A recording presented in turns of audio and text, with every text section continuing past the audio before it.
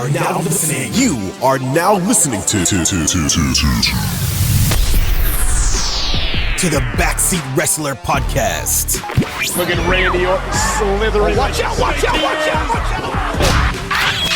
Hosted by Eric and Elvis. It's LA Knight's game. Yeah. Hello and welcome to the number one wrestling podcast in the world, the Backseat Wrestler Podcast. We are back, bad, never, of course, ready to bring you more wrestling news. Elvis's dog just keeps barking. Yeah. You want to stop barking, bro? Relax. Oh man. But yeah, we are not together at this point because it freaking snowed last night. I thought it was gonna be worse. It was not even that bad. Yeah, I mean it was like 6 inches probably, but it still wasn't that bad. Like once you hit the main roads, it's like barely any snow. Like I honestly could have just went to pick you up, but whatever. Screw it. Yeah, screw it. It's fine. But yeah, of course, this week of wrestling was. It was all right. I actually wasn't that entertained. No? A couple good things happened. I was like, man, I don't know why. I will say this. I can distinctly remember, and maybe it's just because it's Sunday, but I can distinctly remember SmackDown, but I can't remember Raw that much, even though I did watch it, obviously. I mean, once I look at the notes, I'll be like, okay, yeah, I remember that happened. But like, I don't know why. I think SmackDown was better this week, to be honest. I don't know. I thought they were both like, they were all right. They weren't that good. Yeah. Also, your host, Eric and Elvis. There you go. He fucking put his name we're as here. GOAT, but Yes, the GOAT's here. He's clearly a freaking Celtics fan, as you can tell. I got the green in the background. You got the freaking banner in the background and everything too. Oh yeah, and the hat. All right, but yeah, green's also for the Eagles. The green's also for the Eagles because I can't stand the Chiefs. Yeah, I can't stand the Chiefs. Yeah, before we get into wrestling, the Super Bowl's today, and I definitely hope the freaking Chiefs lose. If you're a Chiefs fan, I don't care. I hope that they lose. I'm the biggest freaking Chiefs hater ever. And I hate the Eagles, but I got the Eagles on a parlay, so trying to win some money. Same. Yeah, I won a small one on UFC fights yesterday, but I need a bigger one. I have one for Saquon first touchdown. Really hoping that hits. I got 4 players to score a touchdown for 700. Need that one, and then I got another one too. So yeah, I think I got Saquon first touchdown, and then I got anytime touchdowns for Xavier Worthy and AJ Brown, and what was the other one? I got rushing yards for Jalen Brown. I think it was Jalen Brown. Sorry, Jalen Hurts. It was only like 38 yards. I said Jalen Brown because you're freaking Celtics hat, but yeah. Hopefully he gets it. If they do, I win like $800. Freaking, I need that. Yeah, oh yeah. But anyways, let's definitely get into, of course, the top stories of the wrestling. Of course, so wrestling this week, there was actually a couple of freaking releases, which were pretty freaking crazy if you think about it. Yeah. Some very surprising ones too. Like they had let's see, AOP and Paul Ellering. But Giovanni Vinci was like the biggest one where I was like, holy crap! Like they actually released him. I remember. He just got back. He just got back, and they gave him that terrible gimmick, and then like they had him lose in like 2 seconds back-to-back matches. Yeah, so, like, and he was gone again. Yeah, people kept saying like, give it a chance, and no, there's no point in coming back from that. Even we said like, there's no way you start your career like that, and then you actually do good. So like, it makes sense why the heck he got released. No, another surprising one was Sonya Deville. She was literally just in the Women's Royal Rumble, and then she was like on a news. She was on the news like talking for WWE, like promoting, and then the next day is when they released her. It's kind of messed up. Bigger. There you go. Yeah, I know, that's crazy. Yeah, they let her do that promotion, and they were just like, "Yeah, no, we're good." Yeah, but AOP and Paul Ellering, so I guess no more Final Testament, which I'm happy about. Karrion Kross needs that push. Yeah, no, I'm pumped for that, honestly, because Arthur's Payne is on, like, they're good wrestlers, but they're honestly holding them back. There was nothing that they could have did with with the Final Testament. It was dead in the water as soon as it started, and I'm thanking God that they freaking got rid of them. Because, they could do some stuff on the indies. They can even go to AEW. Hopefully have some success there. You never know. But, yeah, freaking... I'm just happy that this dude is actually going to get a freaking push now. Seems like it. Yeah. Going after Sami Zayn recently. And then some of the other ones were Blair Davenport, Cedric Alexander, Isla Dawn, and DOC, Luke Gallows, Carl Anderson. Yeah. Isla Dawn's another one, or Isla Dawn, or Beck you want to call her. But yeah, Isla Dawn is one of the ones that's just like really freaking surprising too, because she's good. She's good, and she was like really big in NXT, and like weren't they tag team? She was tag team champion like a few months ago. Yeah, she was tag team champs for a while. They're noticeably part of like obviously stuff back then with like Mandy Rose and all that. That was pretty cool. It's just weird that she got freaking released. I wasn't really. That was one that I wasn't expecting at all. I wasn't not that I was expecting any of these, but still kind of crazy. Cedric Alexander definitely going to join the Hurt Business in AEW. Yeah, that's definitely coming. That's pretty cool. Hopefully, it'd be nice to see him get a little freaking push. But let's see here. Who else? The OC. Oh, OC. Yeah, Luke Gallows, Carl Anderson. I think you mentioned that earlier. That's another one that's a little bit surprising. But then again, not really. They haven't really used him recently. I just thought that they were actually going to push him back out now that AJ Styles is back, but I guess not. You change the camera. Yeah, the camera's like facing upwards and will not go down. All right, there we go. There you go. You're fine. There we go. Okay. It's focus. All right, it's focus. But yeah, that was good. Yeah, it was a bunch of crazy freaking releases. Honestly, I was not expecting any of these. Another one that I do want to point out that was a top story, but I guess we'll talk about it on SmackDown too. Was it Drew McIntyre basically confirmed that he did have a little like fit backstage at Royal Rumble, but I don't know if I think they're just playing into it or not because LA Knight versus Jey Uso and Drew McIntyre, they kind of had like a real brawl, or they're just like obviously kayfabing us, like making fun, like Well, I don't know if you saw LA Knight's like promo before the match. He said like I need to get my stuff in. And then Drew was laughing. Yeah, that's what I knew. I was like, that's hilarious. Honestly, I love Drew McIntyre, and LA Knight's funny as hell. But Drew can take a joke, and I love that. Yeah. But yeah. Anyways, other than that, any other top stories? I think that was it for this week. Yeah, I don't really think there's anything else. All right, so yeah, let's definitely get into, of course, Raw then. Raw this week was actually pretty fun. I'm reading through the notes and I'm starting to remember everything that did happen. But like I said, I thought SmackDown was better. I just enjoyed it a little bit more. But yeah, show did start off with Jey Uso's emotional promo. Of course, after he just won the Royal Rumble. A lot of fans still not happy about it. I'm freaking pumped about it. I know you're happy about it. It's a great surprise. And the fans in the arena were happy. They were for sure. They were eating like crazy. Yeah. Yeah, so Jey Uso obviously saying, thank you for all the support. I'm going to do the best I can. He gets interrupted by, of course, none other than Gunther, who completely flames Jey Uso. Straight up tells him, you're not you're not Mania worthy. Like, you're not going to add anything to my legacy if I beat you. Obviously, if you choose me, I'm going to obliterate you, destroy you, whatever the heck you want to say. So that was pretty cool. Jey Uso, of course, obviously stating like, hey, I'm going to go to SmackDown and I'm going to talk to Cody. But just so you know, I'm going to walk in as Royal Rumble winner to WrestleMania, but I'm going to walk out as Jey Uso main event champion. Yeah. Well, Gunther said, obviously, I'm not saying Jey Uso's main event worthy, but he did kind of say he's not going to add to his legacy if he beats him again, which is kind of true because he already beat Jey Uso. So imagine he faces like Roman Reigns or John Cena. That's definitely way more legacy than. So he wasn't wrong about that. Yeah, he's not lying about that. Obviously, like they still have a couple of months to push. Because Jey Uso's he's over, but like if you want to push him as like that mega star, like obviously dominant person, you're gonna have to give him a couple of big wins the next couple of months. Whether it's against freaking the likes of Seth Rollins, kind of like remember Daniel Bryan when he had like he's had that big push towards towards Mania. WrestleMania. Yeah, and he faced like Triple H and all that. Yeah, like you got to give him big wins against top stars like that to like actually make it look more believable, I guess. To the casual fans who don't really see him as like a main eventer, or even like hardcore fans, still some people still don't really see him like that. But yeah, honestly, if they push him with like some decent wins against some top guys over the next couple months, I think it'll definitely make it look more believable. But if he chooses Gunther, he's definitely winning. I think regardless of who the heck he chooses, he's winning. Yeah, I think he's gonna win. Yeah, but he said whoever he faces, regardless, he's still gonna win, which is that's what he's supposed to say. But yeah, but I think it's true. Honestly, if I had to choose, though, I feel like I would rather him face Cody if Cody were to turn heel. Obviously, with him as a face, it would be kind of boring. I mean, the promo was pretty interesting with Cody and Jey. We'll talk about that on SmackDown. Yeah, we will, because it kind of hinted. I don't know. Like again, I like to nitpick everything, but the way he said stuff. Yes, no, but the way he said stuff, the way Cody did say stuff, like he kind of just like warned them. We'll talk about it, but yeah, we'll definitely talk about it. But yeah, of course, moving on from that. After that, we had Penta coming out facing Ludwig Kaiser. Obviously, they have a little bit of beef after Penta knocked out Ludwig Kaiser at the Royal Rumble. This was a really fun match, honestly, and Penta did pick up the win there, as he should. That was pretty cool. Sorry, I just freaking burped for a second. But anyways, Penta, go ahead. Penta is already making its way to like mid-card title already, like U.S. title or. Yeah, no, 100%.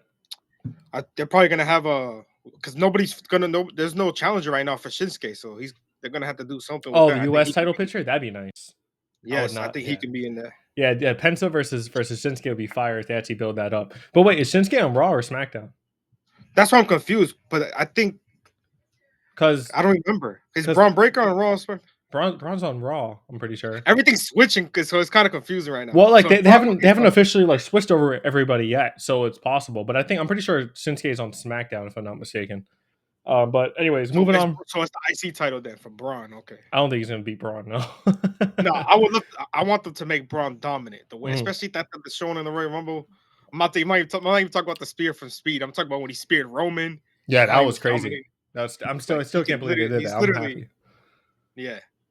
But anyways, moving on from that, we had Charlotte promo. Of course, everybody booing the crap out of her, as they should, as they freaking should. Yeah, but she was trying to be a babyface.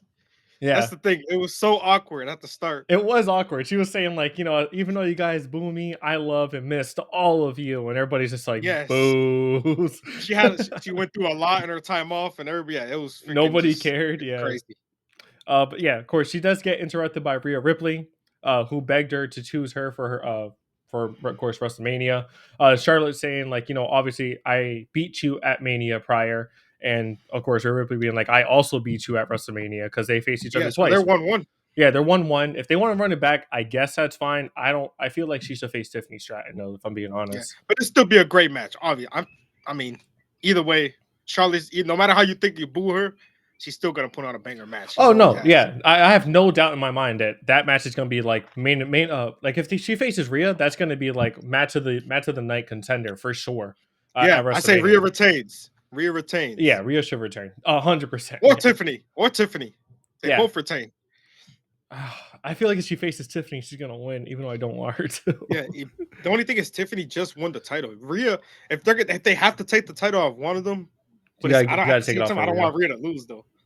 I don't want her. Too dominant though. I don't know. Then again, like Rhea. The thing is, like, nobody's really like the way that they book it. Nobody's on Rhea's level. So like if you actually want to give her somebody who's going to give her like, actually like a potentially loss, like fair and square, obviously Liv Morgan beat her, but through cheating. But like a fair and square loss through like how the heck they book her. I think Charlotte is the best option for that. So I think there's three girls that you can see as competing like fair and square and beating her, and that's Charlotte, Bianca Belair is another one, and Becky Lynch. Those are the three that are like. Yeah, but Becky Lynch isn't coming back anytime soon. No, I know, but I'm just saying those are like the three names that I think of when I think of they can beat Rhea 1-on-1. I agree. Yeah. Also, if they book, I mean, like a lot of people probably won't like this, but if they book Nikki Bella correctly, maybe. I'm not saying she's better than Rhea. I'm a freaking Rhea's like my number one of course. wrestler. But I'm saying if they want to book her as like that type of way, then yes, they could. But then again, it seems like they're going to book her as a face, so she's probably going to go after Tiffany Stratton. Is Jordan Grace? She's officially in WWE, right? Is she going to be on NXT or is she going to be in the main roster? That they haven't really answered yet. I'm assuming NXT first, even though I think she's too good for the NXT already. She's really good. She can be another top star. 100%. Yeah. Oh my God, her versus Rhea would be freaking fire. That'd be so great. Yeah, you're right. If they put her on the main roster, she could definitely go after Rhea. I don't think they'll do it that quick though, but you never know. No, they won't. Yeah, but anyways, moving on from that, we had the New Day defeating LWO after interference from Logan Paul, of course, attacking Rey Mysterio. One thing I do want to say about that, New Day's new entrance is actually fire, and why? Because Jim Johnson is the one that freaking wrote it. Actually, I think they made a mistake with that one. Did they? I heard apparently they put Jim Johnson in the credits, but apparently that was a mistake. Really? But either way, I don't think Def Rebel... Did Def Rebel actually do a good one then? No, but it wasn't Def Rebel either. Apparently it was like some rapper. Some rapper commented on about it too, like it was me that did it. Oh yeah, you're right, because I remember on SmackDown they I'm pretty sure they showed him too, if I'm not mistaken. Yeah, I don't think it was Jim Johnson. I think that was a mistake. But obviously, Jim Johnson's the GOAT in entrance music. I wish they could bring him back as Def Rebel. I'm sorry, but you're trash. Yeah, no, Def Rebel's freaking themes are terrible. I'm pretty sure there was a report this week that like a bunch of WWE superstars were pissed off about their freaking themes being like terrible and not being able to like actually recognize it. half the Royal Rumble themes are generic theme 35. Generic. It's just there's only like a select few where you actually know who it is, and their themes are still trash. It's just more so like there's something in the beginning that like tells you who that it is. Like for Drew McIntyre, it's like the shing or yes, like and Tiffy time. It says it's Tiffy time, and then yeah, it's exactly. just like, and then Chelsea Green is Chelsea Green, like, and and then it's just generic music. exactly. So it's terrible. I think, matter of fact, you're right. Every single theme has like something at the start, and then it's just generic music. Generic music, yeah. It's so stupid. What the? So stupid. I will say this though, Penta's theme is fire. I don't care. I like Penta's theme. That one's good. Penta's theme. And then Jacob Fatu's is pretty good with the his fits. Like, his fits. His fits him. Yeah. It's just it's more bad than good, honestly. Yes. After that, we had the Elimination Chamber qualifier match between Liv Morgan and Io Sky. Liv Morgan actually ended up defeating Io Sky because Rhea Ripley interfered trying to help Io Sky, but ended up costing her shot at Elimination Chamber, which caused Io to be extremely upset. Obviously, this happened. It did suck, but I think she's going to get in. I think Io deserves remember Io should be in the Elimination Chamber. Remember her at that match, the War Games match, how she jumped off the cell inside the trash can. Like, she's so good. You need her in that Elimination Chamber match. I swear. I'm hoping that she gets in like on a last minute match. You know, sometimes they do that, like last chance. Yeah, somebody gets hurt, or they do like last chance match to get in like the final spot. And I hope Io Sky gets in, honestly, because she deserves it. Yeah, she's like one of the best women's wrestler in the freaking roster. You have to have her in it. A storyline injury, and then have two of the people that lost do a match, and maybe she wins. So. Yeah, honestly, I hope that she gets in. She better get in. It seems like she might. She kind of had like that little thing with Rhea Ripley, where she was like, "Why the heck did you do that?" Obviously, Rhea Ripley interfered because backstage, Liv Morgan and Raquel Rodriguez attacked Io Sky and Rhea Ripley backstage before this match to, of course, make Liv Morgan have a better shot, basically. But yeah, moving on from that, we had the Seth Rollins promo saying he was happy that neither Roman or CM Punk won the Rumble, and that he's going to be in the Chamber match as well. He does try to hype up Sami Zayn to beat Punk because he wants to keep him on the Elimination Chamber as well. Out comes, of course, CM Punk and the brawling, as always. But sorry, what happened? I'm trying to read again. I mean, they basically just brawled and got pulled apart, but CM Punk had a match with Sami Zayn anyway. Yeah, sorry. I'm trying to freaking thing. Yeah. So Elimination Chamber qualifier match, CM Punk defeated Sami Zayn. And CM Punk honestly was like pointing at the sign and everything too. Like, I'm going to go to WrestleMania. That's my spot. Yeah. I don't care. Like, obviously, like talking trash to Sami Zayn, which I kind of like. Heel Punk needs to come back. But anyways, after the match, Kevin Owens came out and attacked Sami Zayn, which was pretty crazy to me. Hit him with a Packers pile driver. I'm assuming he's going to come out next week saying like, "You were my best friend. Why didn't you attack Cody when he did that to me?" I think apparently he did. I think I forgot. I don't know. I think I forgot to write it, but on SmackDown, he had like a little quick video promo from his car, like him and his car promos. And I guess he was basically just mad, saying that you let Cody do that to me right in front of you. You didn't do nothing. Yeah, that's basically what he's mad about. So that's another. They have a lot of history together. They always put on banger matches. Let's see what they do with that, I guess. Yeah. But that was basically it for Raw. Of course, we definitely get into SmackDown. We'll talk about more of that Kevin Owens and Sami Zayn situation on SmackDown thing. So let's get into that now. All right, let's go ahead and get into, of course, WWE SmackDown. Before we get into anything, we just finished talking about that Kevin Owens promo. I want to talk about that a little bit more. So, of course, Kevin Owens, after attacking Sami Zayn on Raw, of course, laying him out at the end of the show, he has a little video package promo where he's sitting in his car because that's his favorite place to do video package promos now. I think another nice one too. Another rental. Basically stating, like, of course, why he did it. Of course, he confirms that, he did it because Sami Zayn just stood there and watched him get brutally beaten, got scarred up. His career almost ended, or his life. He said Cody was trying to end his life. He was kind of emotional. He was like almost crying. Yeah, Kevin Owens. He was like, he's kind of right. Kind of. He's like the emotional scars that you don't even see. He's like, I'm traumatized. I actually like this. And as always, Kevin Owens is right. Kevin Owens and Drew McIntyre are always right. I don't care what anybody says. Through all this whole thing, even if the stuff he's doing is wrong, he's actually been right about like 99% of the shit he's saying. Not for real. he's stating facts. He's like, you're supposed to be my boy. We're supposed to be best friends forever. And you just stood there and watched him do that. And then like obviously, and then also Cody Rhodes doing like the heel stuff, by like going up to the freaking table with the titles and like showing off in front of Kevin Owens while Sami just stood there. Like, bro, like you're gonna let him. You're gonna let him like beat the crap out of me and then emote on me? That's insane. Like, yo, I'd be heated. Yeah. Yo, I'd be pissed off. If somebody knocks me out and then you just stood there, I'd be like, what the fuck you doing? I'd be heated, yo. So I completely agree with what Kevin Owens is saying. I like this. I think it's a great step in the right direction. As to where this storyline goes, I'm hoping, and this is just me, of course, being going back to Cody Rhodes turning heel, is Kevin Owens eventually shows Sami Zayn that he's right, and that Cody Rhodes is an asshole, and that he should like, of course, join Kevin Owens to expose Cody Rhodes for who he truly is, which is a heel. You know what I mean? Well, let's not forget, he's still part of the bloodline, so I don't know if that's gonna happen because Kevin hates the bloodline too. So yeah, that's also true. Let's not forget about that. We got to see. It's just we haven't seen them together in a while, which I'm hoping they come out. Remember those banger entrances where they all came out together, Paul Heyman? Yeah, but then again, we're not even sure when the heck Roman Reigns is going to come back. They said that he's going to be gone for an undisclosed amount of time because he's injured. But it's probably storyline. To the Elimination Chamber. He's got to be in the Elimination Chamber, I think. We'll see. Maybe they hold him off. I think. But like John Cena's not going. We're not going to see John Cena till Elimination Chamber.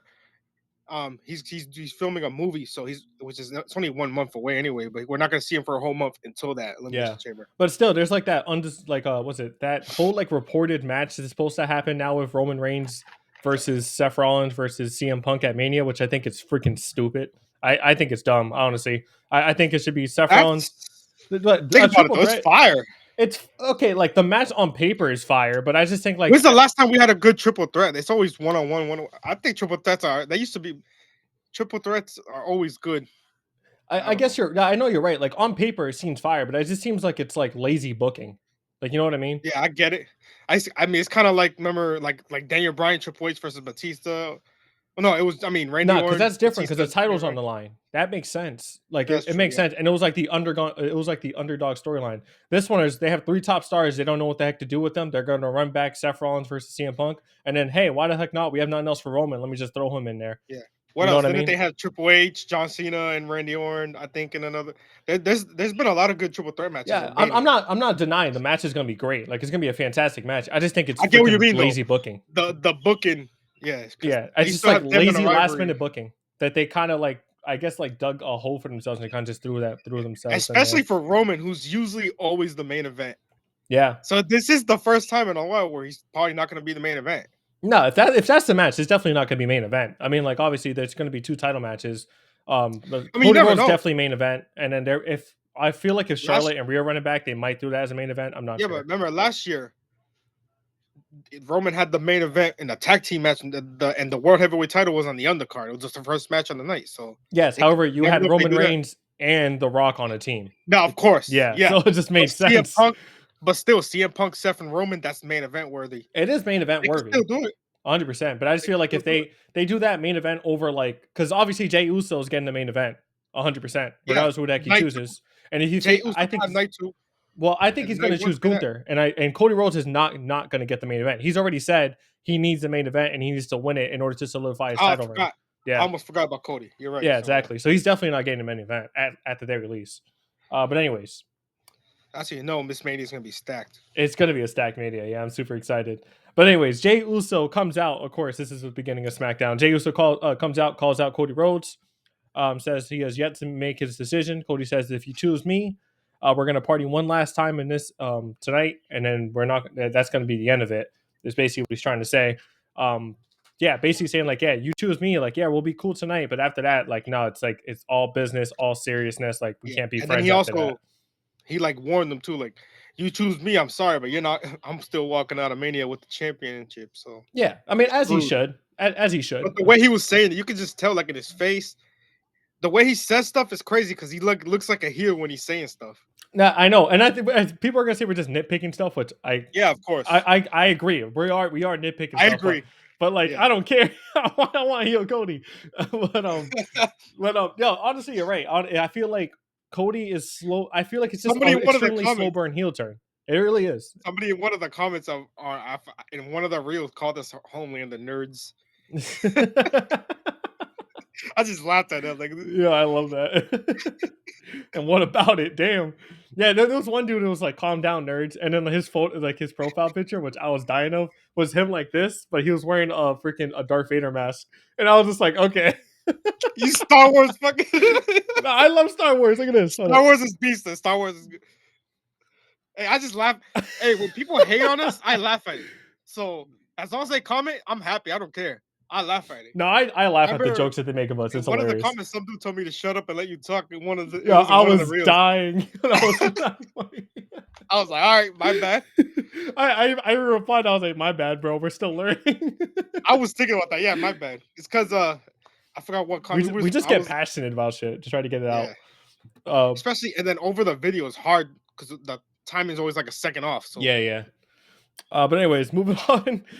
So basically, yeah, they get interrupted by Cody and Jay Uso. Get interrupted by Jacob Fatu and Tama Tonga. Jacob Fatu tells Cody that the title needs to come back to the family, but Jey Uso is not the man to do it. Jey Uso, of course, super kicks Tama Tonga. They end up brawling out, and that sets up a match for later on in the night between Tama Tonga and Jacob Fatu versus Cody Rhodes and Jey Uso. That was the main event. Do you want to talk about the main event now, just to get out of the way? I mean, yeah, but real quick, because we're talking about Jacob Fatu anyway. Yeah. They're doing an Elimination Chamber qualifier. Jacob Fatu versus Braun Strowman versus Damian Priest triple threat, which is kind of weird because every match has been a singles match except for that one, which kind of makes no sense. Well, not really. The Jey Uso match on SmackDown was a triple threat match for. Oh yeah. But every other one is singles, so it kind of not fair to some people. It makes That's what I'm saying. They're definitely gonna have a last minute match, 100%, like a last minute entry match between like the losers or something like that. But anyways, that's next week. That's next week. That's gonna be a banger of a match. I think Jacob Fatu wins. There's no way you have that monster not in Elimination Chamber. Imagine him just like jumping out. Damian Priest needs it too. Yeah, but like I said, maybe he's the last second. That's what I'm saying. Yeah, they're gonna have like a last minute qualifier between the losers in the men's and the losers in the women's. 100%. There's no way they don't do that. There's too many good people to leave out. But anyways, yeah, the main event was Cody Rhodes and Jey Uso defeating Tama Tonga and Jacob Fatu. With the massive return of Solo Sikoa coming out and hitting a Samoan spike on Cody Rhodes. I think this is maybe what Jacob Fatu was alluding to, was said like this title needs to come back to the family, but Jay is not the man to do it. I think he thinks Solo's the man to do it. Yeah, but the only thing is, I'm happy Solo's back. I was calling for it. I'm glad to see Solo back, but we kind of literally seen this match like 3 times already. Remember at Bad Blood? Well, Bad Blood was a tag team. What was it? It was when Roman returned. Wasn't it Cody versus Solo? And then Roman. What was that, Survivor Series? I mean, no, wasn't it Saturday Night's main event? No, they faced each other. Remember when Roman returned? That was at a big pay-per-view. That was. Oh my God, SummerSlam. I think it was SummerSlam. I think it was SummerSlam. Yeah, you're right. You're right. It was SummerSlam. It was Cody versus Solo, and then Cody versus Solo had another match. They fought like 5 times already. I think that's the only thing I don't like. I'm glad Solo's back, but I feel like it's the same storyline again. Yeah, I was hoping for more of a Solo versus Jacob Fatu type of match, where Jacob Fatu is like, you let this family down. You lost your Ulafala. I'm the guy that's in charge now. Now you got to fall in line. You know what I mean? The only thing is, nice. That would have kind of made Solo a babyface, and he's not the babyface type. He just looks like an angry motherfucker. I don't know. They could have found this something else, but I don't know. I'm still okay with it, but I'm just saying we kind of seen this already, so I hope it's not just Cody versus Solo. Yeah. Hopefully he attacked him, but it doesn't lead to a singles match. It's just he's back. I don't know. Let's see what they do, anyways. Yeah, we'll see what they do. Like, obviously, we're gonna get more answers. It was at the end of the show, so obviously we got to get that promo out. We got to see what they're gonna do with that. Maybe he gets one more final shot at Elimination Chamber. Maybe we'll see. But I don't think he's gonna go. I don't think he's gonna face him at Mania or anything like that. I don't think so at all. No, definitely not. Well, Elimination Chamber winner would face, which is probably gonna be John Cena, which would be freaking nice. Yeah, it's another thing. We're gonna get John Cena versus Cody. That's kind of weird. I mean, I'm not that I think it's gonna be a good match. I just think it's like, I just thought it would be like John Cena versus the heel. We don't know yet. Yeah, you're right, because Jey Uso might be John Cena versus Gunther. Yeah, it could be John Cena versus Gunther. We'll see. But anyways, moving on from that, we had the Elimination Chamber qualifier match between Bianca Belair and Piper Niven. Bianca Belair picked up the win. She scooped up Piper Niven. Like, Bianca Belair is freaking strong as hell. I got to say that. Yeah. But Bianca Belair picked up the win, as she should. Yeah.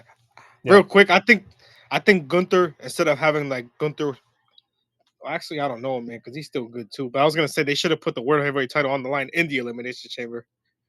Yeah, but that's just my opinion. I'm still fine with him defending at Mania. Gunther's one of the best. So yeah, that was so funny though. After that, we had DIY coming out to cut a promo on the death of Motor City Machine Guns, which I thought was hilarious. They tried to get a moment of silence, but were interrupted by Pretty Deadly, well, of course, who ended up getting a match made by by Nick Aldis, basically stating like, "Hey, they've helped you a lot. Let's get them a match. If they beat you, they earn a title shot." And Pretty Deadly ended up escaping with a win. They ended up stealing the win with a roll up pin, which I thought was pretty cool. That was nice. Exactly. Yeah, I'm freaking pumped about that. But...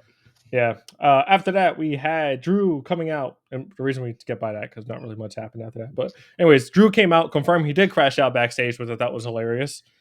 He confirmed he's officially on SmackDown. Says Raw was a toxic workplace, and that's why he's been so angry lately. He thinks Adam Pearce is an idiot. He thinks Nick Aldis actually is going to do a lot better for him. So I guess maybe potential face Drew McIntyre incoming. I don't think so, but no. I just think he has anger problems. But he's just like Kevin Owens. He's always freaking right. I mean, remember when he first returned, he was the Scottish psychopath. Look at. Hold on, let me get my dog out real quick. Nah, you're fine. This kid's dog just barks nonstop. Also, his dog stole cookies from my daughter the other day, which was hilarious. It wasn't hilarious, but it wasn't hilarious at the moment. But looking back, it was hilarious. Oh, greedy ass dog. Did you see this kid ran into my room real quick? I don't know if he came on. Nah, I didn't see him. The dog's out. All right. Anyways, yeah. So of course he says he's on SmackDown. To of course go after the WWE Championship. He does get interrupted by Jimmy Uso, who says he's gonna cash in his chance at Mania, and that Drew needs to go through him in order to get to Elimination Chamber because obviously they're gonna have that match in a little bit. Drew says him and Jay are the same, except Jay said yeet first, so it must hurt Jimmy inside. And Jimmy's like, nah, like that's my boy, that's my brother. Like I'm happy for him. I'm gonna cast my ticket. I can say yeet, I can say no yeet. The crowd was like playing with it. Yeah. I'm Big Jim. He called himself Big Jim. And then they get interrupted by LA Knight, who's also in this triple threat match. And this was freaking interesting because LA Knight comes out saying there's death, taxes, and Drew crying over losing the title, which I thought was hilarious. He says, hold up, let me get my stuff in. Or I forgot to get my stuff in, which is a callback to Drew McIntyre being pissed off at him for getting all of his stuff in that Royal Rumble and Drew not being able to get his stuff over.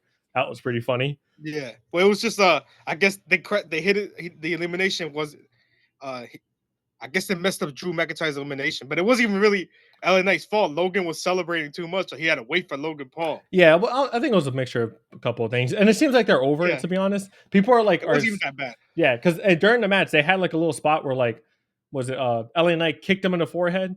Drew McIntyre got up, pissed off, smacked him in the back of the head, and then they kind of like brawled for a little bit, and then Jimmy Uso came out and like separated them, and then the match went on. But people were like calling that out, being like, "Oh, see, like they had like a little brawl there." It's like I don't think so. I feel like they just like got each other receipts, and that's why this match was put on in the first place. They got a couple of receipts off on each other, and now they're cool. Because even Drew was laughing. He was laughing when he said that in the promo. Yeah. Anyways, the match was triple threat for the Elimination Chamber qualifying. Good match too. Good match. Great match. Yeah. Was it Drew McIntyre ended up picking up the win? Hit a Claymore. That was freaking fire. I love his finisher. But anyways, yeah, Drew McIntyre ended up picking up the win, so of course he qualified for the match. I thought Jimmy was gonna win, to be honest. Even though I think Drew's the right choice, but I thought Jimmy was gonna win because of like his promo saying like I got to cast my ticket for Mania. There's no way I'm not gonna be in Mania. But maybe he's in the last minute qualifying match too. There's so many freaking good people in there. I'm not sure who the heck they're gonna. He'll find his way in Mania, definitely. Yeah, somehow. I don't know where they're gonna put him, but he's definitely gonna be in it at some freaking type of form. And I think it's actually gonna be in match form. I don't think it's gonna be just like him cheering on Jay. Yeah, maybe they do something with like somehow he faces Solo or something, or he faces Jacob Fatu at WrestleMania. You never know. Yeah, if he faces Jacob Fatu, it's R.I.P. Jimmy. Be honest. But anyways, after that we had Carmelo Hayes versus Akira Tozawa. Carmelo Hayes ended up picking up the win there. It was a little squash match. It was fine. After that, we had the Elimination Chamber qualifier match between Alexa Bliss and Candice LeRae, in which Alexa Bliss ended up picking up the win. But the big story there was during her match, a couple of eyes flashed, and then a little image of what looked like the Wyatt Six flashed as well. So they're teasing that she's going to join the Wyatt Six, which is great because that freaking storyline is dead in the water. Yeah, I was gonna say it wasn't great because the storyline's dead in the water, but at the same time, she could help rebuild it. But yeah, I'm not sure what. They just moved to SmackDown. Yeah, they just moved to SmackDown. I'm not sure what the heck they're gonna do. Like, I'm not sure how she's gonna revive it. That's what I'm trying to say, but I'm hoping that she does. Yeah, I don't know how she's gonna fit since they already got like the witch Nikki Cross. So I don't know how that's gonna work. I have no idea. Gonna work together. I have no idea how she fits into that storyline. Obviously, she has history with Bray, but still. Yeah, I mean, like, still kind of different. It'll be an easy plug-in. Like, take just plug her in. Obviously, she has history with Bray. She's obviously been like a part of that faction since prior to even freaking being created. But in terms of like what her role is going to be, I know what you mean. Like, I don't know what the heck she's going to do. Like, is she going to be the leader? I don't think so. I think Uncle Howdy's the leader. But then again, Howdy's always going to be the leader, but we haven't seen him. So I don't know. I hope they can do something because can't just throw away that character. That character was good for a minute, and then I don't know. I don't know how you fumble that. Like the whole remember their debut? It was so freaking fire. Like I don't know how the heck you fumble that in the way that they. I'm saying even when they had Uncle Howdy, like the old version, when Bray was feuding with LA Knight, I think they can somehow capture that along with this Y6 how they debuted. I don't know how they're gonna do it, but. I don't know. I feel like they need to do something match wise. They like these freaking I understand like they want to do like the video package promos. They're always great with the Wyatt Six. Obviously, we talked about it a while ago when they were like putting out those videotapes. Every single one was so freaking interesting. But it just like landed dead in the water after that. Like they got to do something, especially now that the Final Testament is out. I know that rivalry is gone. Thank freaking God because that rivalry was terrible. Now they can actually focus on something else that's actually going to be freaking important. Yeah, but they need to make Uncle Howdy like an actual star. Like they need one of those, like remember the scary superstars you had Undertaker and Bray and all these other. You gotta somehow make Uncle Howdy that top star as like I can't even explain it. Just like superstitious star. I don't know. You mean like supernatural? Supernatural. You know, like an Undertaker or like a Bray Wyatt. Now he needs to be the next one because there's nobody like that right now in WWE. Yeah, I don't know. I don't know what the heck they're gonna do. Like they have like the perfect faction that they can actually build off of, and they haven't done anything with them. They got to do something. That's all I'm saying. Like they got to do something because this thing is dead in the water. I was gonna say, turn into the Ministry of Darkness now. Oh hell no! They were too crazy there. Yeah. After that, let's see. Actually, no, that's basically it for SmackDown. Honestly, that was basically for SmackDown. Yeah, we talked about the main event already. But yeah, that was basically it for SmackDown. Wrestling this week for WWE is actually pretty good. Next main event is March. Not main event. Next pay-per-view for them is March 1st, which is Elimination Chamber. I think I think it's March 8th. No, I thought it was March 1st. You know how March I know? Because 1st. I checked. Let me see. Which is Revolution then? Let me see. Elimination Chamber 2025. And which day is Revolution? March 1st is Elimination Chamber. Okay, so Revolution I think is the week after. Yeah, the week after. I was probably thinking about Revolution. That's why I was thinking about Revolution. Yeah, but the reason I know is because I was thinking about going, but the tickets were crazy. To be honest, and that's in Toronto, right? It's in Toronto. Again. Yeah, the plane tickets are crazy. I could have sworn they were just in Toronto last year for the Elimination Chamber. I'm tripping. Yeah, we were talking about that. I'm not sure. I gotta look it up. Where the heck was 2024? 2024 Elimination Chamber. I think it was. If it's not, it was definitely another pay-per-view. Wasn't it in Vancouver? No, actually, Elimination Chamber was in Perth, Australia. What the hell? There was a pay-per-view in Vancouver. I swear. I gotta be going crazy. They were in Vancouver. It wasn't in Toronto, but they were. I think they was in Vancouver. Oh my god, I must be going crazy. I swear to God, they had a pay-per-view in Canada last year. Yeah, wasn't that the one where was it Sami Zayn had a match? Exactly. Against Roman? Was it No, was it Virus? Oh my god, I don't know. I just know there was definitely a pay-per-view in Vancouver or in Canada. Let's say that. It's cool. Their fans are great. I mean, of course. I've been to a wrestling pay-per-view in Canada, and their freaking fans are fantastic. Yeah. They were going off, especially for their hometown people. Yeah, cool. No, 100%. But yeah, of course, that was basically it for, of course, SmackDown. We could definitely get into, of course, the AEW side of things. Collision was actually pretty good. We're not going to talk about the full Collision, but obviously I'm going to run down through a couple of things that's going to happen because it led up to a great Grand Slam card. So let's get into that now. All right, let's go ahead and get into, of course, our AEW Dynamite review. And then, of course, we'll get into a little bit of Collision as well because Collision was actually pretty good this week. But, of course, it did start off with Of course, Deaf Riders and Rated FTR again, Cope or Adam Copeland or Edge, whatever the heck you want to call him, with FTR brawling out. Jay White was also involved as well. Of course, he's on Rated FTR side, leading to basically Adam Copeland demanding a match against Jon Moxley for the AEW World Championship, and Jon Moxley saying no, like you don't deserve it, nobody deserves it. Which led to Jay White grabbing a freaking mic and basically stating like, hell no, like let's have a tag team match, me and Adam Copeland versus Jon Moxley and Claudio Castagnoli, which was confirmed for Grand Slam, which is this Saturday coming up. Well, we thought it was last Saturday, but no, it's this Saturday coming up. Grand Slam's looking good, and I'm sick and tired of seeing the world title not being defended and not even on TV. So, and I'm sick and tired of Jon Moxley with the title. It's just, I think it's honestly bringing the company like really down. I'm not even lying. No, I agree. I feel like it's time for freaking Adam Copeland. Sorry, I think it's time for Jon Moxley to lose that title. Like, yeah, and the three guys we've always been talking about. You've been high on Kenny. Yeah, Kenny Omega for sure. And Jay White, you've been high on, and then I've been high on Hangman. Those are the three I think that are easily deserving. Aren't they? Pretty sure they're like day ones for AEW almost. Yeah, Jay White, not Jay necessarily, White, but sort of. Not Jay White, but yeah, sort of. But still. Though, if you're gonna take the title off of Moxley, it has to be those three. Yeah, I honestly, Kenny Omega is the perfect guy because Jon Moxley is just straight up anti AEW. Kenny Omega is all AEW. Obviously, he's one of the guys that helped create it. So why not it be him? That'd be great. But then again, you're right. Adam Page would be perfect. Yeah, he is. EVP and Hangman's an EVP too, right? No, I don't think so. I thought Hangman was. I could have sworn Hangman is. He might be. I must be tripping. I think he is.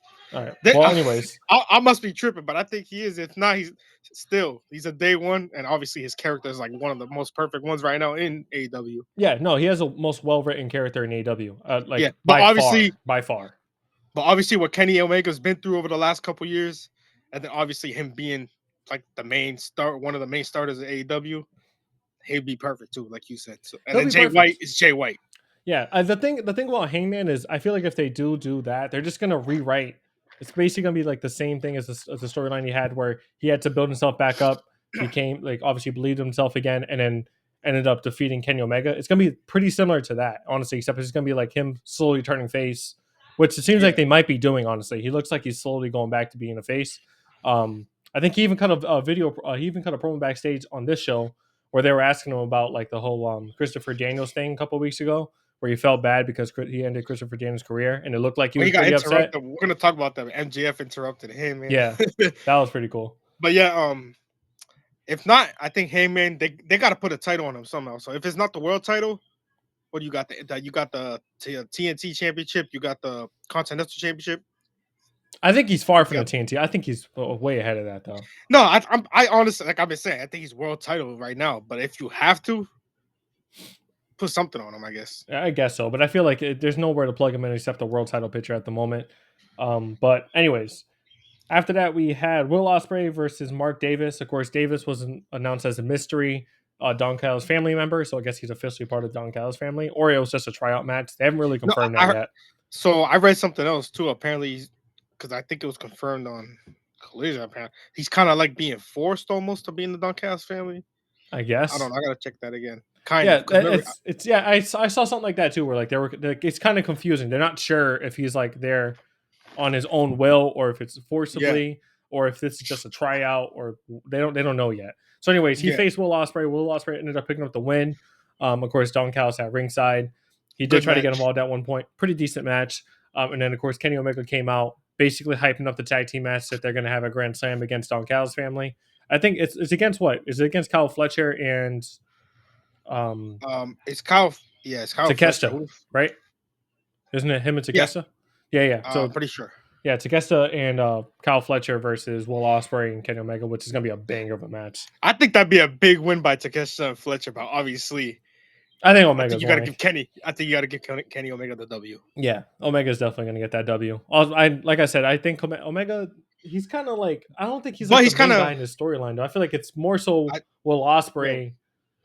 And then like Omega is just like there to help him, I think, honestly. Yeah, but also he's also a former Don Callis family member too, so that's why. Yeah, they both are. That's the thing. That's why it's such a good storyline that way. But at the same time, We got to get Kenny out of that and get Kenny into that. The freaking Moxley storyline for sure. Because, like you said, it's. I feel like it's at this point it's bad for business. Like obviously not having that freaking title on TV. They haven't seen it in months. Like, come on now, that's your main title. I'm not even trying to hate on Moxley, but if you look at the last 5 AEW World Champions, he's probably the worst one. I'm not even trying to hate on him either. Well, who are the last 5? Swerve. Swerve was Bryan Danielson. Brian Danielson was good. Then it was Swerve before that. What was it? MG? Who did Swerve beat for? I'm actually. Yeah. Did he beat Hank? Who did he beat for? It wasn't Hank. I know it was Bryan Danielson, Swerve. I know Bryan Danielson, Swerve, and then I know MJF has been one of the last 5. I know that. Yeah. I'm trying to think who else, but either way, he's got to be up there as like just because. But it's not his fault, I guess, because it's the storyline. But if you put it all together, he's got to be one of the worst AEW World Champions right now, just because he's not even defending it and he's not on TV. It's kind of boring. Yeah, no, they dropped the ball in the storyline. It's been boring as hell, if I'm being serious. They had I watch AEW a lot, and I love AEW, but that storyline is every show. Sucks. It sucks. We watch every show. We talk about it on the podcast. Yeah. It's not like we don't watch it. Yeah, honestly, the best thing in AEW right now is Tony Storm, and that women's division is just on fire, to be honest. Yeah. Yeah. And that's a good thing, because like I said, their women's division is great right now. And then like Swerve and then her syndicate, those are like the top things right now in AEW. Yeah, well, Swerve is always going to be one of the top things. Ricochet is honestly a shining light in it too. He's actually doing pretty good recently. I mean, not saying he can cut a freaking promo because he can't. But the Swerve storyline is helping him. That's what it is. That's what it is. Yeah, you're right. But anyways, after that we had the Hurt Syndicate promo warning the tag team division. Of course, obviously they are the tag team champions. Still have the best one of the best themes in AEW. Possibly going to get Cedric Alexander because he just got released by WWE. Basically solidifying the Hurt business in AEW, but now called the Hurt Syndicate. Oh my god! I hope they all become dominant. Like you can give one of the other guys like a mid card title. Have Bobby Lashley needs to be the guy, like the main guy, obviously. Yeah, 100%. I mean, I was gonna say he could win a world title, but I don't think at this moment it doesn't fit. Too many guys ahead of him for that. But yeah, no, it doesn't fit. Of course, after that, sorry, the Guns actually made the return, which was really freaking cool. Happy that they're back. They return, challenge the Hurt Syndicate to a title match next week, in which they agreed. Hurt Syndicate, or not Hurt Syndicate, sorry, the Guns were funny too, because they're just like your stuff is like really stupid. Like, yeah, you hurt people. It's like, isn't that the whole reason of like being a wrestler? You're supposed to hurt the other people. So what the hell's like, doesn't make any sense. Yeah. So it's like, yeah, you're kind of right. And then the Herberts just gotta call them like the ass boys and shit. Yeah. So the typical stuff that they always call the Guns. I'm actually like the Guns grew on me, to be honest. Like the whole the entire time, like before they were with like Jay White, I thought they were whatever. But like honestly, them like pairing them with Jay White definitely elevated them and made me. Once they got the Bullet Club Gold, that elevated them. It definitely elevated them, and I think it's just because Jay White's star power. Like they underutilized Jay White a lot. They're starting to use him a lot more now, but still. You had Juice Robinson in that group. That group was great. Yeah, no, for sure. Yeah, Juice Robinson is hilarious too. But yeah, of course, the Guns they are definitely a challenge for, of course, the Hurt Syndicate. They're not gonna win. I don't think they're gonna win. No, there's no way. Hurt Syndicate just won the titles. I feel like they're gonna hold that on for a little while. And then eventually lose it, possibly to FTR, because FTR and Collision did announce they are going to go after the titles now. Like they want those titles back. It's time for them to get them back. So they're probably going to end up losing to FTR eventually, but probably not for a little while. I think maybe at All In. I think that makes sense. Probably. Yeah. Of course, after that we had Takeshita and Kyle Fletcher versus the Hounds of Hell, aka Buddy Matthews and Brody King, and this was a banger of a match. Oh my god, I love this match. This match was great. It looked like the Hounds of Hell were going to win, but then Okada's music hit and distracted Buddy Matthews, and then of course Takeshita and Kyle Fletcher ended up picking up the win there, which is cool because they needed that win. Obviously, Don Callis' family have that big match coming up against Okada versus Buddy Matthews is confirmed for a Grand Slam for the Continental Championship. And honestly, I wouldn't mind Buddy Matthews winning. They haven't done nothing with him. Remember, we've been saying that for a few years already. So. Well, it seems like they're going to give him a big push now that like Malachi Black is basically out of AEW now. Like he's definitely going back to WWE. So it looks like they're probably going to give him a push. I hope they do. Dude is a talented wrestler, and he's pretty decent on a mic if you give him a chance. On Collision, they had like a little backstage one-on-one. Well, of course, it was moderated, but still, like one-on-one, like little promo between Buddy Matthews and Okada, which I thought was really cool. Nothing really much happened because Okada showed up late, and Buddy Matthews like kind of got in his face and said like, I'm going to destroy you. I'm going to beat you. I know that like your little bullshit, like calling people the bitch word and all that stuff is like not the real you. I want the real you at Grand Slam, and I'm gonna get that out of you. And then like he like basically like tried to like fake threw a punch at Okada, and Okada looked scared. And Buddy was like, "See you at Grand Slam," tapped him and walked away, and Okada looked pissed. So I'm hoping we get a banger of a match, and we definitely are, where we get like the OG Okada, like the one that's just like, I'm going to beat the crap out of you, and not the jokester Okada, even though I love jokester Okada. Like his time in AEW has been great. He's been good in both roles, yeah. Serious jokester. But him as like a serious, like going back to that would be really freaking cool to see. But like you said, I think I got Buddy Matthews picking up the win. Okada's held that title for a long time. I think it's a perfect thing. And if they're going to change any title at Grand Slam, it makes sense for that one. Because isn't Buddy Matthews from Australia, or am I tripping? Yeah, like Rhea. Like Rhea, exactly. That's gonna be cool. That'd be big for him. That'd be huge for him. Massive. And like you said, if you look at all the other titles, none of the other ones look like they're gonna lose. No, they don't. So if you're gonna do one, well, actually, maybe the world title also with Tony Storm and Ryan May, which we'll get to. But other than that, you gotta do the Continental. I think switch it up. Yeah, I don't. And I keep forgetting who's TNT champion. I'm sorry because I Daniel Garcia. They haven't really done much with him. That's why. That's what I'm saying. They haven't done much. He had a match on Collision, but they ended up losing. It was a triple, but it was a trios match. And he ended up losing. That was the one with like Undisputed Kingdom, and Undisputed Kingdom ended up picking up the win.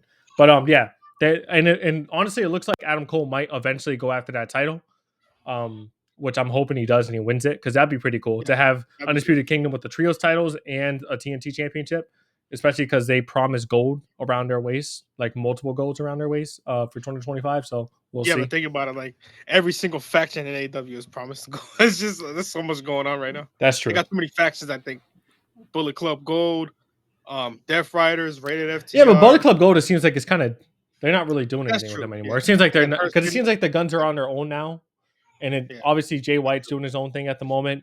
Juice Robinson, is he still injured? I don't even know. I could have sworn he returned a few weeks ago. He returned and we haven't seen him since. Yeah, so I don't know what the hell they're doing with him. But anyways, yeah. So of course, okay. Yeah, MJF promo. That's what happened. Yeah, correct. So the MJF promo, basically talking crap about Jeff Jarrett, and then out comes Dustin Rhodes. So MJF is just going to go through the retirement home, I guess, multiple freaking times until he gets to the ultimate retirement home guy, aka Chris Jericho. That's what I think is going to happen. The sad part is Dustin Rhodes. People were more interested in MJF versus Dustin Rhodes than they were MJF versus Jeff Jarrett. That's not sad. Jeff Jarrett, Dustin Rhodes is way better than freaking Jeff Jarrett. No, I'm just saying though. They spent all this time on this Jeff Jarrett thing, and then Dustin Rhodes just gets inserted, and he's getting like the bigger cheers. Well, you know why? It's because Dustin Rhodes can actually cut a promo. That's why. Yes, and then he got heated when MJF brought up Cody Rhodes. Oh yeah, that was funny. He was like, like. Also during this whole segment, it was Hangman and Max Caster were kind of having like a backstage like promo, and then MJF cut him off like with the time, which got them pissed. They ended up they went to the ring too after that. Yeah, that was pretty cool. But yeah, of course, MJF says something to the likes of like, "Oh, you spent 37 years trying to get out of your father's shadow just to be under your younger brother's shadow." And then Dustin Rhodes ended up brawling him out. Dustin Rhodes had he also had a match on Collision where he basically beat a jobber and then just cut a promo saying like, "I'm going to kick your ass next week." So that match is set for I think Dynamite. MJF, they had a brawl. They got pulled apart, but MJF ran back in the ring and low blowed him. Yeah, which led to a lot of boos, but but still, then, I don't know what the hell they're doing with MJF. They're just having him face all the old guys. He almost attacked Christopher Daniels too, who was there. And like I said, MJF, it was kind of weird.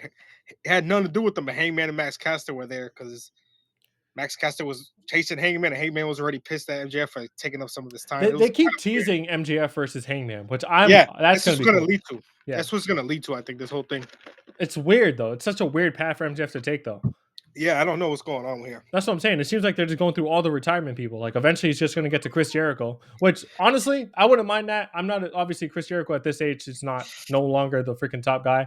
But if they did something where MJF is like, MJF versus Chris Jericho, if Chris Jericho loses, he retires, and MJF wins. Well, Chris Jericho, obviously, no matter what we think about his with the thing he's doing now, he's obviously one of the GOATs. He deserves that. He was 100%. Yeah. I don't like Sting. He Yeah. deserves that. I think like, and Chris Jericho up until like 2021 is probably like my top 3 all time, like one of my GOATs, 100%. After that, it's just been bad, to be honest. It's just been like really boring. Terrible, but whatever. He's old. What are you gonna do? I guess so. After that, we had Toni Storm defeating Queen Almighty, but this was funny as hell because Toni Storm was cosplaying as Mariah May. She even had like extensions; it didn't even match, which was hilarious. And she kept doing like the whole like finger thing in her mouth. It was just the funniest thing. Mariah May was on commentary; she wasn't happy about it. That's obviously the match for Grand Slam, which I think Toni Storm can win her title back. I think so too. But Toni Storm's a 3-time champion. I don't think she's gonna win. I think Mariah May is gonna win.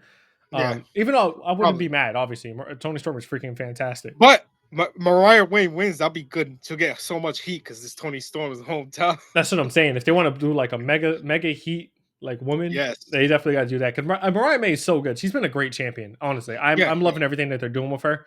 And of course, Toni Storm is a great face, and everything they do with her is freaking amazing too. The way they're building it looks like Toni Storm might win, but I'm just saying if they want to do a swerve and she loses, I would not mind that at all. That's like a win-win situation for them, to be honest. True. No pun intended. How you said swerve. We're gonna go to the main event right now. Oh my god! So Swerve Strickland versus Ricochet. I thought they were saving this match for Grand Slam. To be honest, I didn't even know this match was tonight. It's kind of weird. Which was fine. Weird. I guess it was fine. Match was great though. It was so good.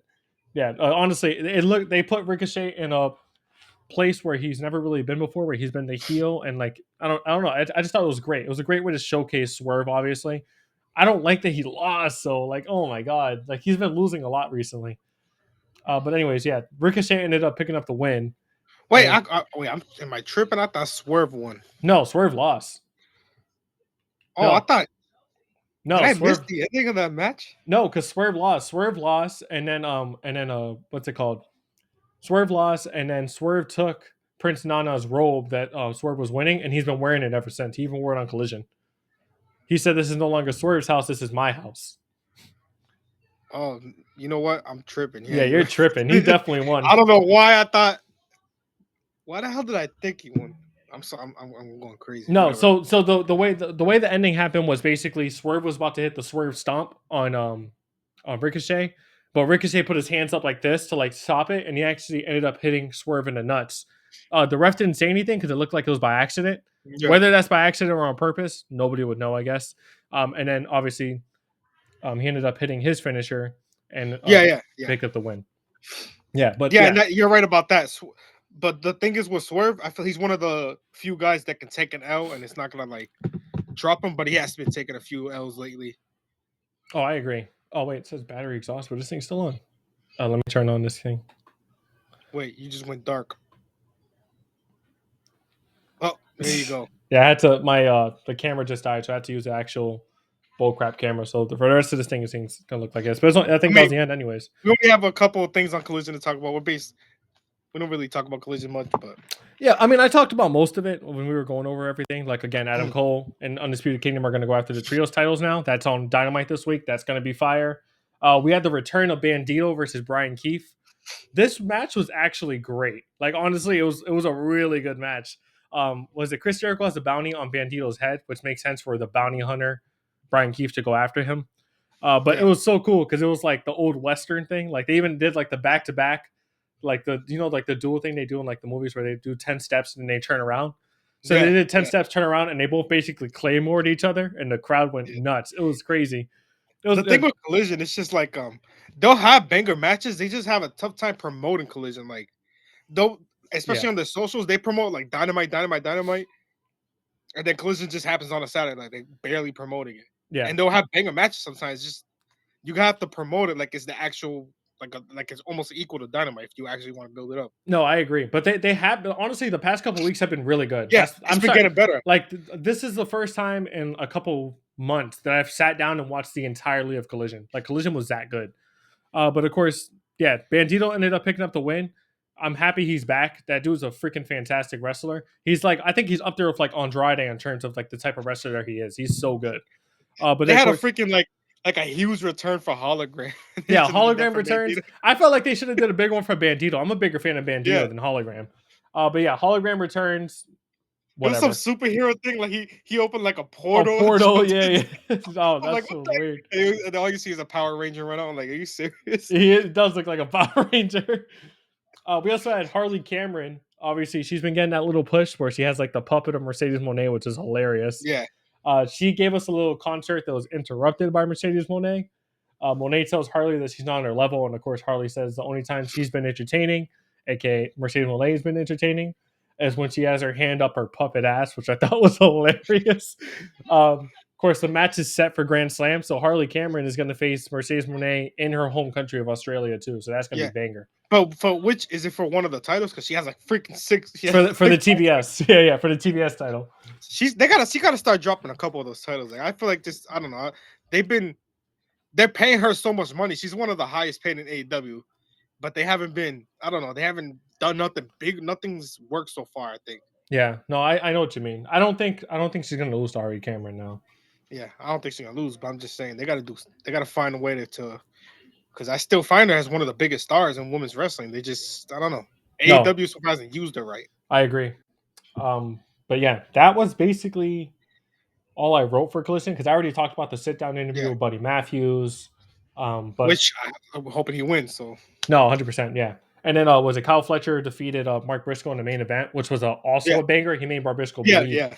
That was a great match. They went through like a table and everything. That was a good match. Yeah.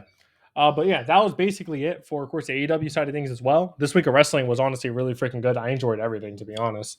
But yeah, Collision is actually getting back up there. Hopefully they keep it that way. Obviously, there's no Collision this next week. There's a Grand Slam this week. I just think the only thing, so the actual product is getting better, but the promotion is still not there.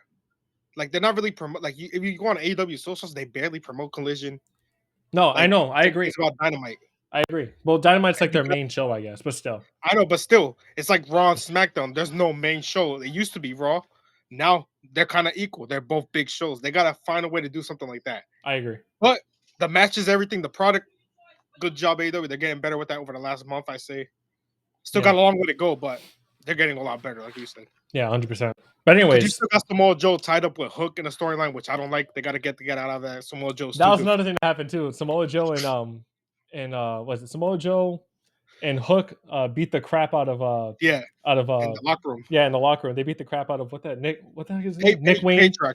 Yeah, the patriarchy of looking for Christian, and Christian was hiding because he saw the whole thing. He witnessed the whole thing, but he was hiding behind the corner to make sure they didn't. And I missed Christian promos. We got to get that again. He still got the world title opportunity, which is weird too. They like locked themselves. I don't know. It's kind of weird. Yeah, I'm happy with it though. I'm happy that the freaking Samoa Joe's back and Christian's actually going to get that spotlight again. But anyways, that was basically it for, of course, wrestling this week. Next week we had the Grand Slam review. You guys better watch because that thing's at 10:30. Jesus, man. Yeah. And then we got some more qualifying matches for men's and women's Elimination Chamber. So gotta watch Raw and SmackDown. Yeah, and 100%. But yeah, like, comment, subscribe. That's a lot. Yeah, crazy. It might even be later depending on the freaking slam dunk contest. Yeah. But anyways, like, comment, subscribe as always. We'll be back next week, of course, with that review. Appreciate all the support we've been getting, especially on TikTok. Thank you. Yeah, almost 1,000 followers. So yeah, thank you guys. But anyways, like, comment, subscribe as always. See you guys next week. Love you guys. Peace.